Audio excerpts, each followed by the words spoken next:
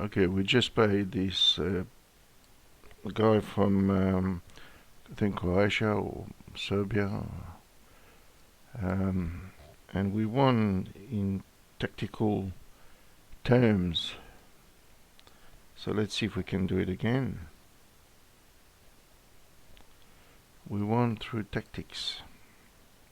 So that's just the main line of the car account. I've never seen H6 before. When your opponent does this, the simplest is just to make normal development moves, just like that. Yes, so he's trying to transpose into something, but now I'm threatening knight check here. Okay, not anymore. E6, castle. We're not going to do anything ambitious. Right here. So bishop f4 is not a bad move here. C3.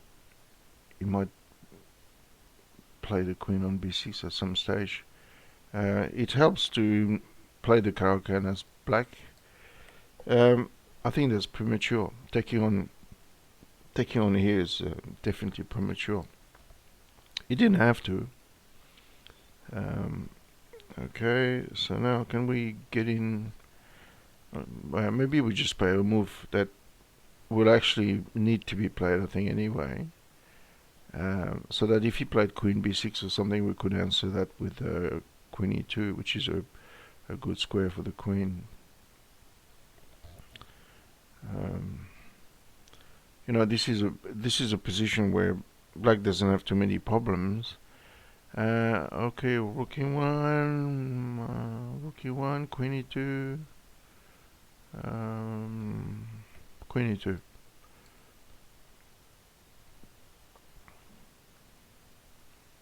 Eventually he's going to swing a knight on... okay, he goes for a queenside expansion. Let's just play easy. This is not just a positional move, but it also gives an escape for the king later.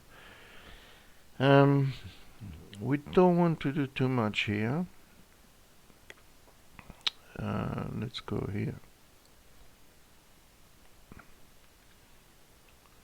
So now he has the knight vacates perhaps the queen for the queen to go to f3 to put pressure on this. It put direct pressure on this. The only thing I don't know is taking with the pawn on e5 or taking with bishop. Bishop takes is probably more sound. Although we have strong pressure here, which means he can't play c5.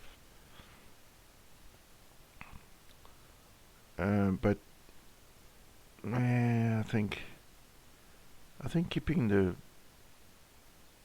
You know, in fact, he doesn't go for any of it. Knight takes, bishop takes here. Let me have a look. Let's spend a bit of time on the tactics here. So he's threatening... No, he's not threatening to push c5. So that's... So what happens? Oh. Knight here. Pawn takes. Queen takes check. Rook up. Bishop g6. Doubles the rook. Gee, that gets messy. It's not sound. Alright. Let's just... a4 is a position move, playable. Knight takes. I don't think knight g6 works. It almost does. Pawn takes, queen takes check, rook up, bishop takes g6. But the rook doubles up here, and we don't have much. Okay, let's go for the queenside counter. Now he may have to play... One of the tactical issues here is if he ever takes here for some reason, we have knight takes here and knight check there. and it'll be good to be able to stick the bishop on d6 after. We used a lot of time for all these kind of calculations. Okay, he takes there. Now I think bishop is the natural move. Now what we have is potentially playing yes.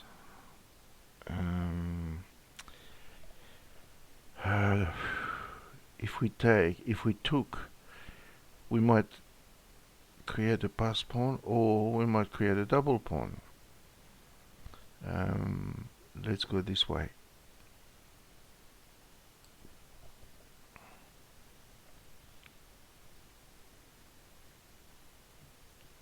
Now we have to watch the time. If knight goes back, we have queen here, intermediate. He goes straight for this.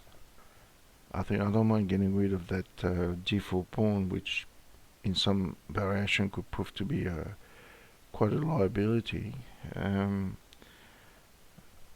we just play this? That actually potentially gives a square for the bishop to retreat to. Yes, he does that. Predictable. I'm going to do the same this way.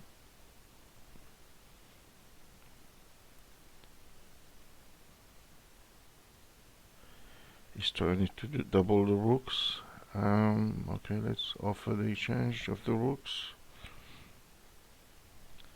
Let's see who is better with the exchange of pieces. I mean, we have the pair of bishops here. So if he takes attack, he takes attack with the queen. Does he have anything on f2? No, because the e4 is guarded by the bishop here. We have two bishops pointing towards the king, and that cannot be bad. It's usually a good thing to have. We've taken the d5 square from his knight, which was really a positional problem before.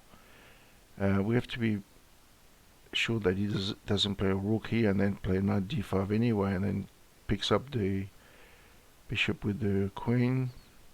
That's a tactical theme that can be quite potent. His knight cannot move forward. That's excellent for us.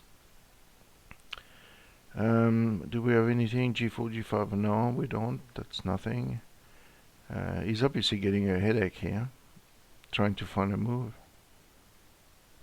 He may try to rook takes, rook takes, rook takes, queen d6.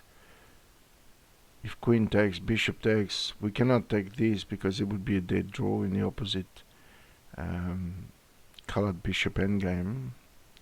So he's spending a lot of time. Alright, let's take this. This is a kind of position where we don't have to spend too much time thinking. He's perhaps preparing to exchange the bishops through f6. Not terribly happy about the power of our bishop, but let's just oh, what is it done? Can we take this? Knight takes, queen d8, check. Is that working for him? Is this working for him? That's the question on everybody's lips. Let's go this way. This way.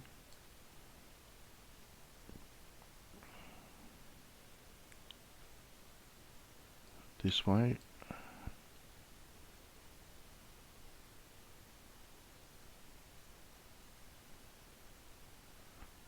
Yeah.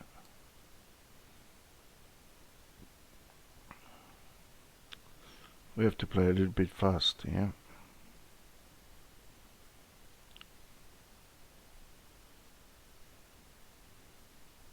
We can't be Uncle Fasto if we don't play fast. Let me do this. Queen. We have 36 seconds each.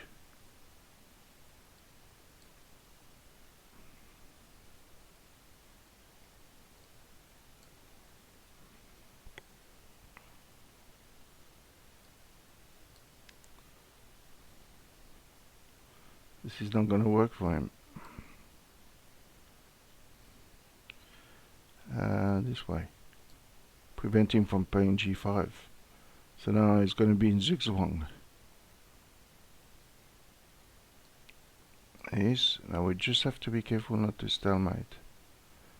This way, and eventually we cannot take on g6. Well, if he'd gone on h8, we could not take on g6 because of the stalemate. But anyway, interesting game.